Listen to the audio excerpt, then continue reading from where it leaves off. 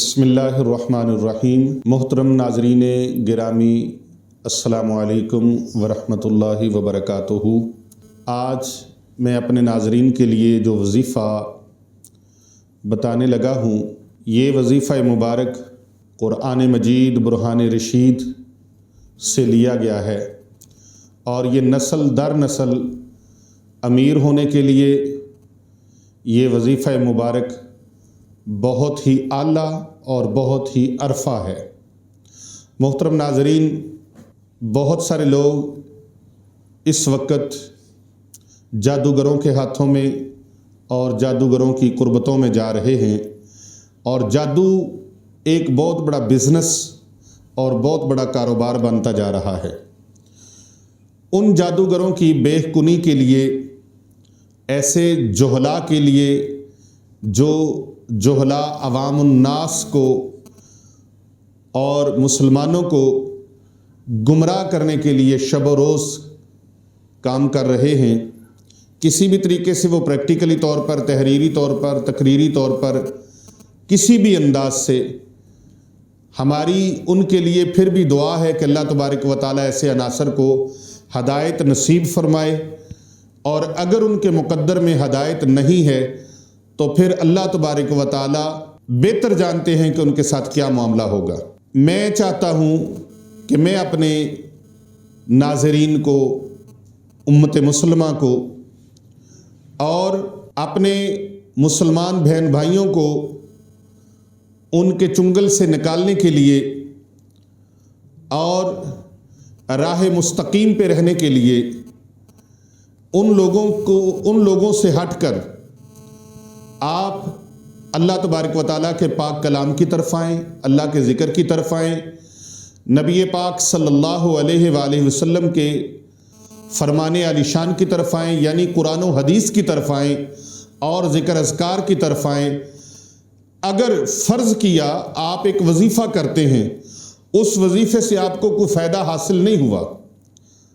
یہ میں فرض کیا بات کر رہا ہوں، میرا یقین کامل یہ ہے کہ اللہ کا بندہ ہو اور حضرت محمد مصطفیٰ صلی اللہ علیہ وآلہ وسلم کا غلام ہو، پیارے آقا صلی اللہ علیہ وآلہ وسلم کا کلمہ پڑھنے والا ہو، اور جو کلام وہ پڑھے وہ کلام لا ریب فیہ ہو، تو یہ کیسے ہو سکتا ہے کہ اس کی دعا اللہ کے دربار میں مقبول نہ ہو؟ شرط یہ ہے کہ وہ رزق حلال کھائے، وہ بدعنوانی نہ کرے، چوری چکاری نہ کرے، رزق حرام نہ کمائے، رشوت اور سود نہ لے، رزق حلال کما کر کھائے، اللہ کے ساتھ کسی کو شریک نہ ٹھہرائے، نبی پاک صلی اللہ علیہ وآلہ وسلم کا غلام ہو،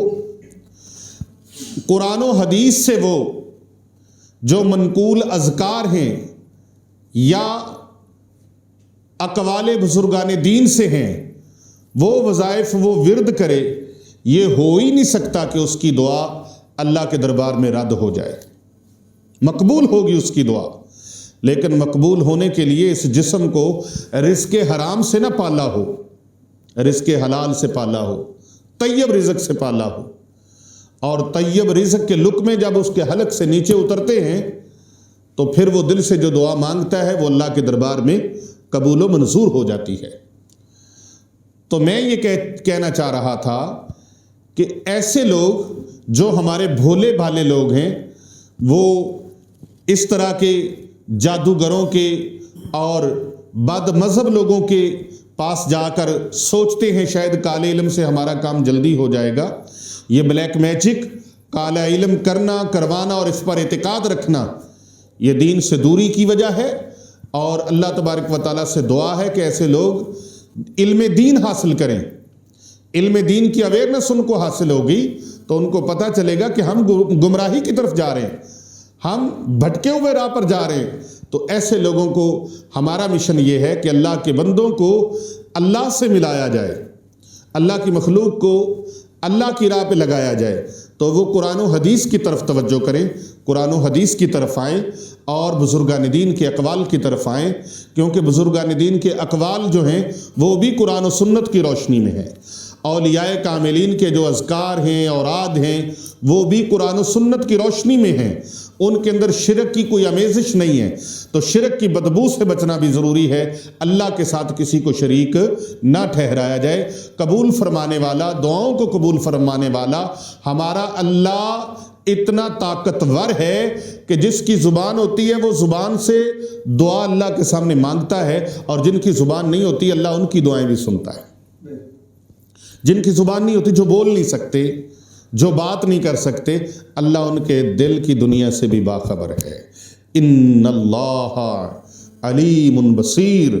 بے شک اللہ تبارک و تعالی دیکھنے والا ہے، سمیع بصیر ہے، سنتا بھی ہے، دیکھتا بھی ہے، ہر چیز اس کے مشاہدے کے اندر ہے، ہر چیز اس کے سامنے ہے۔ ہماری نظروں سے چیزیں اوجھل ہوتی ہیں لیکن اللہ سے کوئی اوجھل نہیں ہے، اس لیے ہم سو بھی جاتے ہیں، ہمیں اونگ بھی آتی ہے، اور ہمارا اللہ وہ ہے جسے نہ نیند آتی ہے نہ اونگ آتی ہے۔ تو آئیے اس مبارک وظیفے کی طرف بڑھیں جو نسل در نسل امیر ہونے کے لیے بہت ہی لاجواب، بڑا ہی مبارک ہے۔ اگر آپ لوگوں کو دیکھیں تو فکر مند نظر آتے، میرے بچوں کا کیا بنے گا۔ ہر ماں باپ اپنے سے زیادہ اپنے بچوں کو کامیاب دیکھنا چاہتا ہے۔ جو اس نے احساس محرومی اس کے اندر ہے وہ چاہتا ہے، وہ ماں باپ چاہتا ہے کہ ہماری اولاد احساس محرومی کا شکار نہ ہو۔ جو نعمتیں ہمیں نہیں ملی، جو آسائشیں ہمیں نہیں ملی، وہ اللہ تبارک و تعالی ہمارے بچوں کو عطا فرمائے۔ یاد رکھیے، جائز طریقے سے امیر ہونا برا نہیں ہے، جائز طریقے سے دولت مند ہونا برائی نہیں ہے، جائز طریقے سے حلال طریقے سے نسل در نسل امیر ہونے کی خواہش کرنا، اس کے لیے عمل کرنا کوئی برائی نہیں ہے۔ لیکن ناجائز طریقے سے، حرام طریقے سے دولت کمانا یہ غلط ہے، یہ حرام ہے، یہ ناجائز ہے، اور جائز طریقے کے ساتھ یہ کوئی غلط بات نہیں ہے۔ اللہ تبارک و تعالی سب تنگ دستوں کو امیر فرمائے، اور امیروں کو اللہ غنی فرما دے کہ وہ اللہ کی راہ میں سخاوت بھی کرے۔ تو آئیے اپنے مبارک وظیفہ کی طرف بڑھتے ہیں کہ اگر کوئی شخص چاہتا ہے کہ وہ نسل در نسل امیر ہو جائے، وہ بھی امیر ہو جائے، اس کی نسلیں بھی امیر ہو جائیں، اس کی دولت کسی صورت کم نہ ہو، ختم نہ ہو، بلکہ بڑھتی رہے، تو اس کے لیے یہ بہت مؤثر عمل مبارک ہے، اور اتنا پرتاثیر عمل ہے کہ بعد نماز فجر آپ نے اس کو شروع کرنا ہے، باوضو رہنا ہے۔ اگر فجر کے بعد آپ کا وضو کمپلیٹ ہے تو اسی وضو کے ساتھ، اور اگر کمپلیٹ نہیں ہے، وضو میں کوئی شیبہ گزرا ہے، تو آپ وضو دوبارہ کر سکتے ہیں، دوبارہ وضو کریں، اور اپنے جسم کو عطر کے ساتھ معطر کریں، خوشبودار کریں اپنے کپڑوں کو، اور بلا ناگا روزانہ فجر کی نماز کے بعد اپنا معمول بنا لیں، اس وظیفہ مبارک کو پڑھتے رہیں، اللہ کے دربار میں دعا کرتے رہیں، انشاءاللہ دولت آنی شروع ہو جائے گی، اور دولت کا سلسلہ اتنا بڑھے گا کہ یہ صرف آپ تک نہیں بلکہ آپ کی آنے والی 7 نسلیں بھی بیٹھ کر یہ رزق کھائیں گی، رزق ختم نہیں ہوگا۔ اتنا عظیم الشان وظیفہ ہے۔ اگر یہ وظیفہ مبارک کرنے والا نسل در نسل امیر نہ ہو تو میں اللہ کی قسم اٹھا کے کہتا ہوں کہ میں اس کا ذمہ دار ہوں۔ وہ مجھ سے کہہ سکتا ہے کہ پیر صاحب آپ کا بتایا ہوا وظیفہ، اس پر ہم نے عمل کیا ہے اور فائدہ نہیں ہوا۔ مجھے پتا ہے کہ جو وظیفہ مبارک میں بتا رہا ہوں، یہ وظیفہ مبارک اتنا عظیم الشان ہے کہ اس کی سند کملی والے محبوب صلی اللہ علیہ وآلہ وسلم نے عطا فرمائی ہے۔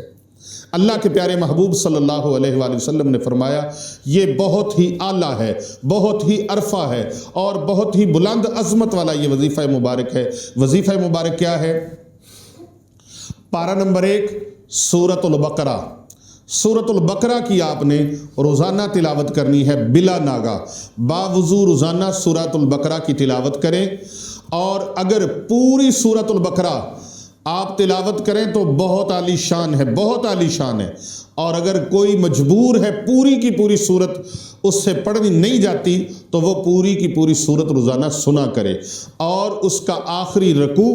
اپنی زبان سے پڑھ لیا کرے، اور باقی سورت کو سن لیا کرے۔ تو یا گھر کے چند افراد ہیں، وہ یہ چونکہ 2.5 پاروں کے اندر ہے، ایک ایک پارہ پڑھ لیا کریں یا آدھا آدھا پارہ ڈیوائیڈ کر کے اس کی تلاوت اپنے گھر میں کرنے کا معمول بنا لیں۔ انشاءاللہ تعالی اللہ تبارک و تعالی تنگ دستی سے، غربت سے نکال کر امیر ترین بنائیں گے، اور اللہ تبارک و تعالی کے کرم سے یہ سلسلہ رزق ایک آپ تک محدود نہیں رہے گا، بلکہ آپ کی آنے والی نسلوں تک اس کا دائرہ کار وسیع ہو جائے گا، اور آنے والی 7 نسلیں بیٹھ کر یہ رزق کھائیں گی اور رزق ختم نہیں ہوگا۔